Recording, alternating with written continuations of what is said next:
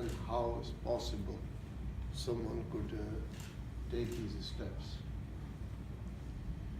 And next question comes in mind, what can we do for it?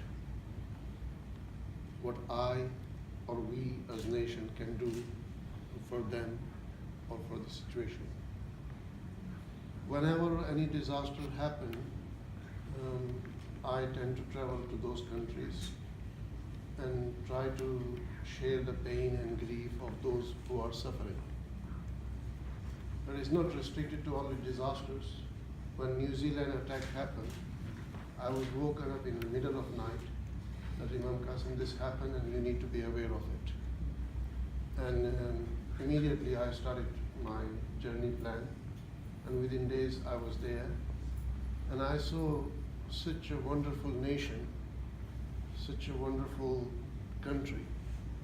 Surprisingly, just 2 weeks before the attack, I was doing a discussion on my TV channel, and someone asked me that which is the most peaceful country in the world. We were discussing about Middle East and Africa and this and that. And I said that New Zealand. And 2 weeks after that, the attack happened. But that does not change my thinking about New Zealand. New Zealand was the most peaceful country and is still most peaceful country. Sri Lanka was the most beautiful country in the world, and it still is most beautiful country. Islamically, if you study that the first man created on earth or landed on earth, Adam, our first prophet and messenger, our great-great-grandfather, he landed in Sri Lanka. Yes. So there is deep Islamic root with Sri Lanka. Sri Lanka means a land of glory, something which shines, and inshallah Sri Lanka will continue to shine even better despite such incidents.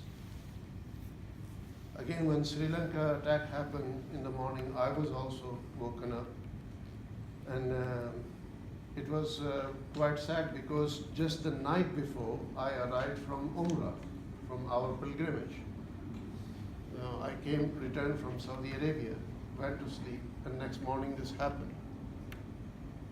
Immediately I wanted to travel there, but I was advised, no, it's not safe because there's curfew and so on. Last Wednesday I wanted to travel, but I was told again, no point of going because even the mosques are encouraged not to hold Friday prayers. And I would request Her Excellency Manisha that whenever Sri Lanka is able to accept visitors, I want to be the first one to go there and share their pain and their grief with us. If it is basically the work of Islamic State, IS, so-called Islamic State, then let me confirm there is nothing Islamic about IS, and they don't have any state. There's nothing like that. Those who are attacking in the name of Islam, I have no doubt that they are attacking Muslims and Islam. They are indirectly ruining and destroying lives of Muslims because there is backlash when something happens. And it is Muslims who will suffer more than anyone else. Let's imagine that Sri Lanka is at war with Muslims, for example.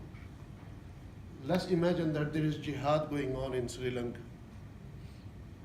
Even then, the rules of jihad is that you cannot attack places of worship. Yeah. So it is beyond the any reasons and beyond any logic for such attacks. What I can think of, this attack is in result of New Zealand, and I agree, it is in result of New Zealand. Why? Because after New Zealand, the entire world came one. All the nations became one nation. everyone were sharing same feeling, and Muslims were considered as victims. So those people who attacked, they could not tolerate this. They could not see that why Muslims and non-Muslims coming together. In that context, I would say it was as a result of New Zealand. Sister Manisha, we are with you. We are with your community and society. They are very close to our hearts and our minds. And trust me, I said it when I was only around 20 years old when 9/11 happened, so you can imagine I'm still quite young. I'm seeing Lord Sheikh since my childhood. I have become elder, but he's still young, mashallah. So, when 9/11 happened, I said at that time, if we would have known something like that is about to happen, we would have sacrificed our life. And New Zealand and Sri Lanka is no different to that. If we would have known, we would have sacrificed our life to protect those people. Just very recently, we were planning a family trip because it's been maybe 15 years that I haven't been away with my family on holiday. It's very difficult for people to believe this, but Lord Sheikh knows that this is the reality. For past 15 years, I did not get chance to travel with my family on holiday.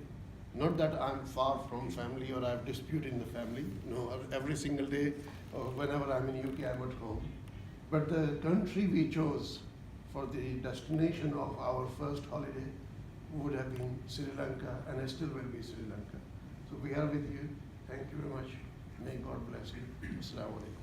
Thank you very much. Imam, Qasim, thank you very much, and a good example about keeping our support and with Sri Lanka. Thank you very much.